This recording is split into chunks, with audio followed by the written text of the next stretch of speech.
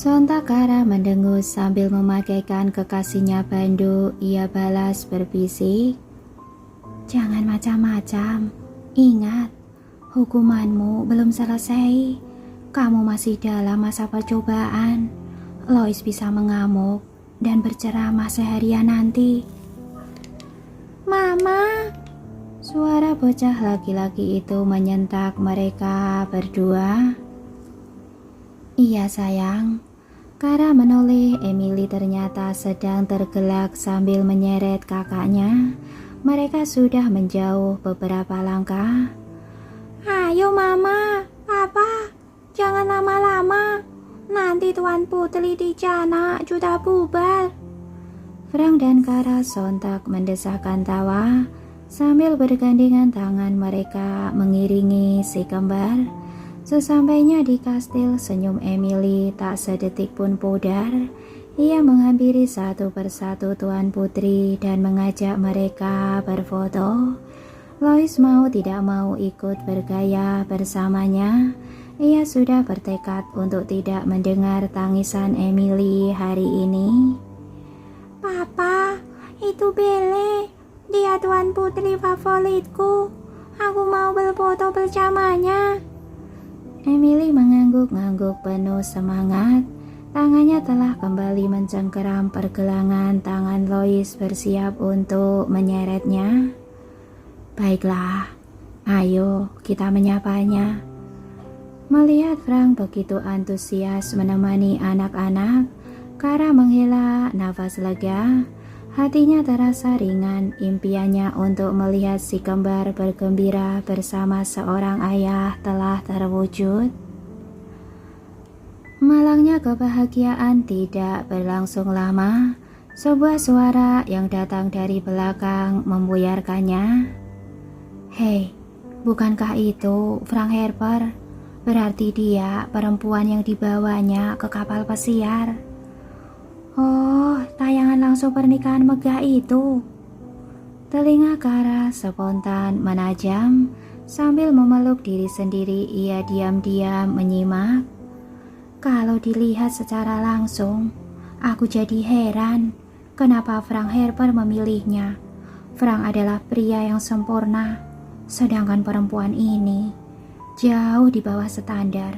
Penampilannya sungguh biasa. Mereka bagaikan langit dan bumi.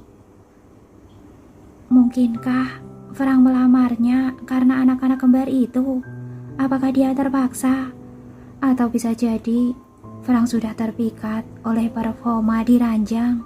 Dia tidak cantik, tidak kaya, tidak terkenal. Apalagi nilai lebihnya kalau bukan hal itu. Kara tanpa sadar menggetakkan rahang. Nafasnya berubah berat. Sebelum darahnya naik lebih tinggi, ia lanjut berjalan. Apakah yang salah dengan orang-orang di sini? Kenapa mereka suka sekali mengomentari orang lain? Sekali lagi aku dengar ada yang menghina aku, akan kusumbat mulut mereka dengan perkataan mereka sendiri. Gerutunya dengan alis kusut, namun selang beberapa langkah ia menghela nafas cepat. Tidak, aku tidak boleh terpengaruh. Hari ini adalah hari bahagia kami. Aku tidak boleh membiarkan orang lain merusaknya. Mereka hanya orang asing. Aku tidak perlu mempedulikan omongan mereka. Sambil berusaha melupakan komentar-komentar negatif itu, ia menghampiri Frank dan si kembar. Sehabis dari kastil, mereka pergi ke arena lain. Ada banyak mobil yang memiliki wajah di sana. Bukan hanya Lois tetapi Emily juga bersenang-senang. Sekalipun tinggi mereka hanya cukup untuk naik traktor dan mobil yang menari. Tawa mereka tetap membahana. "Papa, nanti kalau tinggi kami sudah 40 inci, apakah kita boleh datang lagi ke sini? Aku mau meluncur di radiator spring," ujar Lois saat mereka beristirahat di kafe. "Aku juga," seru Emily dengan semangat yang sama. Belum sempat Frank menimpali, Lois sudah meledek sang adik. Kalau harus menunggumu 4 inci juga, itu akan sangat lama. Bibir Emily langsung mengerucut, tangannya ditempatkan di pinggang. Omongan itu adalah doa, Lois. Kamu tidak boleh bilang begitu. Aku berkata apa adanya. Lihat saja, meskipun belakangan ini kamu lebih rajin minum susu, kamu tidak bertambah tinggi juga. Sepertinya kalau kamu mau cepat tinggi, kepala dan kakimu harus ditarik setiap hari. Sambil berkedip-kedip Emily mulai mencebik. Hanya dalam waktu singkat air mata mulai berkumpul di pelupuk. Kara cepat-cepat mengulurkan tangan mengelus-ngelus pipi gembulnya. Sayang, kamu tidak perlu sedih. Yang dikatakan Lois itu tidak benar. Kamu akan bertambah tinggi kalau sudah mencapai masanya. Bukannya tertahan, air mata Emily malah tumpah. Tapi aku mau cepat-cepat tinggi. Aku tidak mau ditinggal sendirian.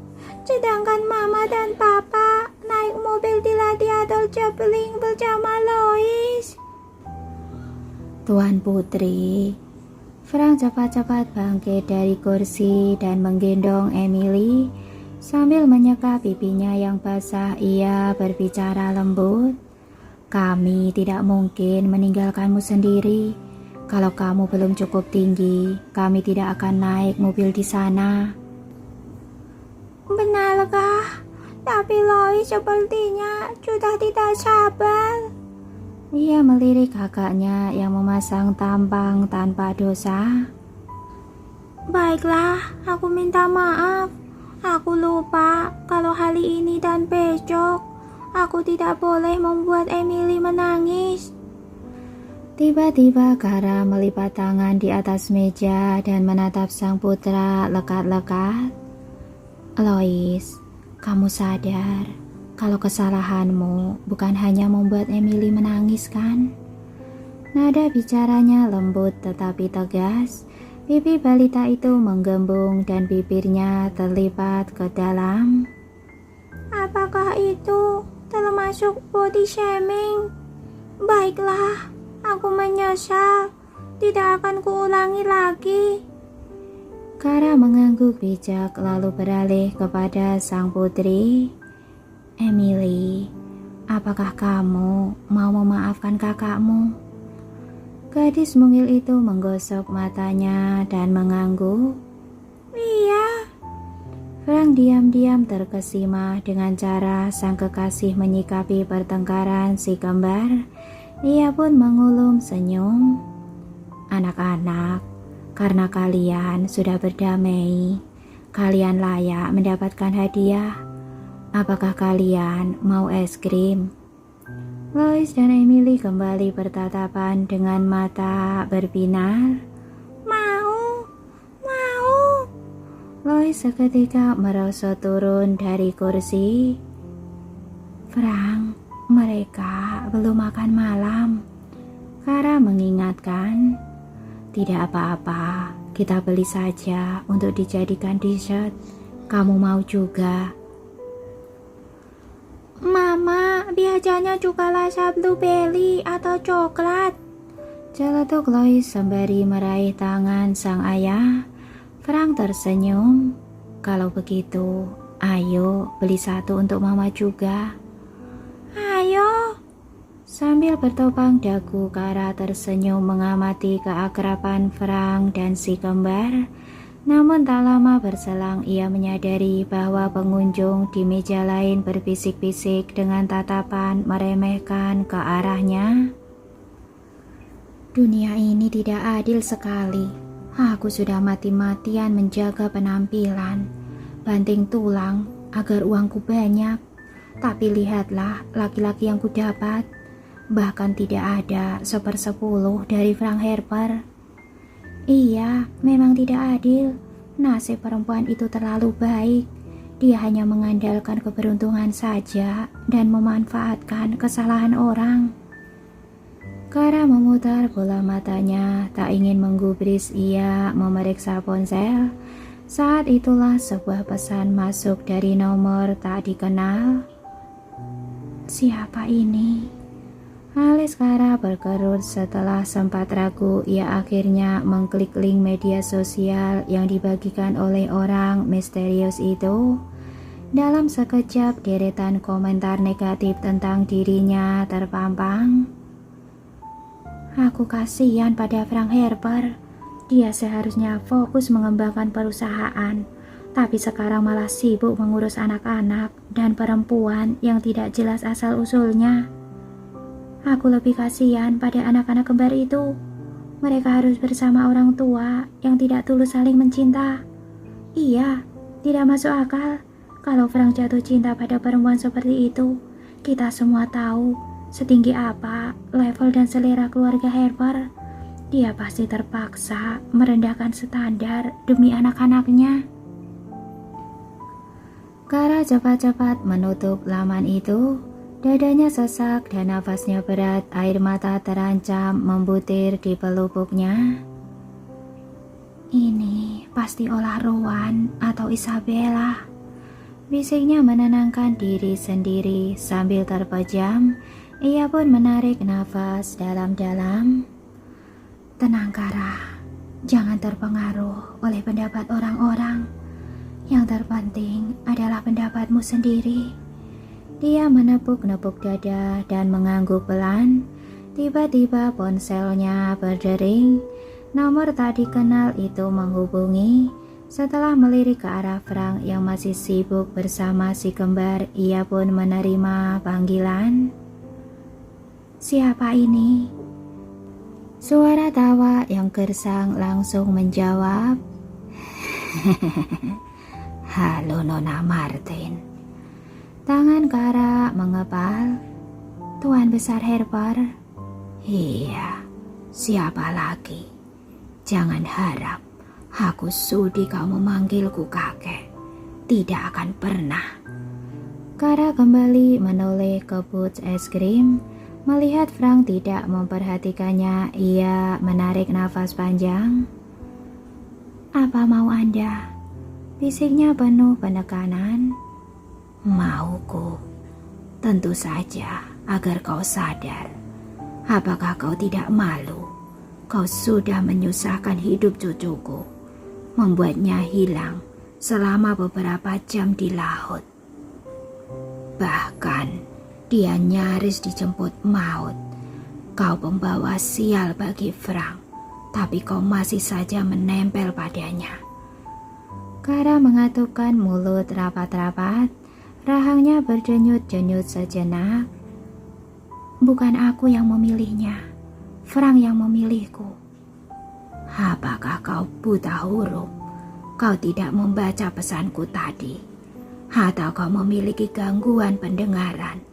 Kau tidak dengar sindiran orang-orang di sekitarmu? Salah satu dengusan Rowan mempertegas bicaranya. Kau tidak sebanding dengan cucuku.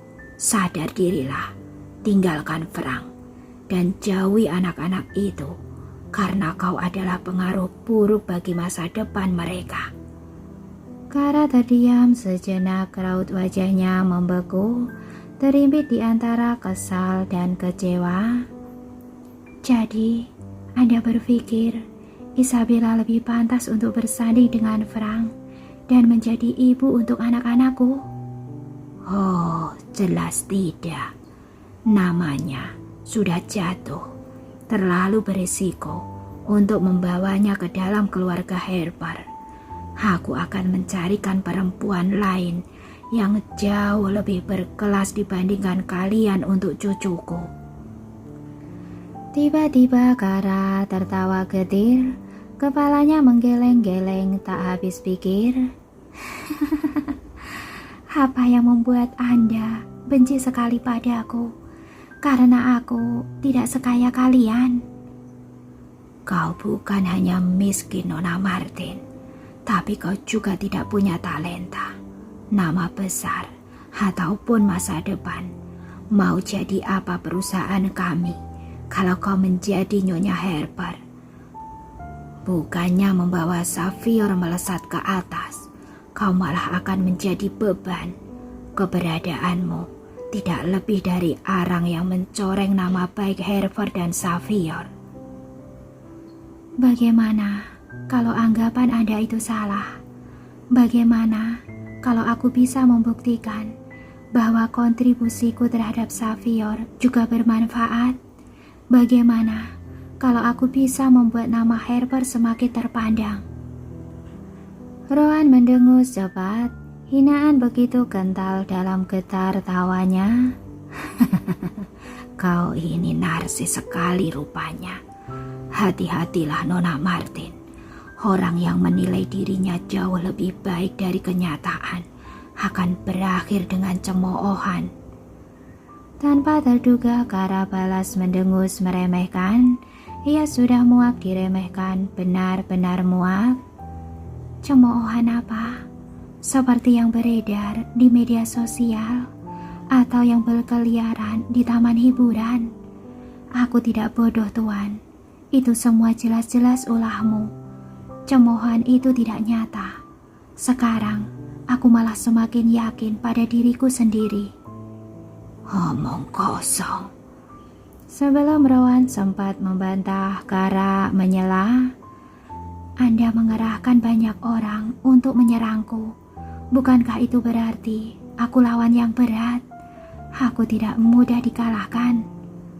Keheningan menerpa. Kara bisa membayangkan bagaimana pria tua itu menggertakkan rahang atau terpejam mengatur nafas.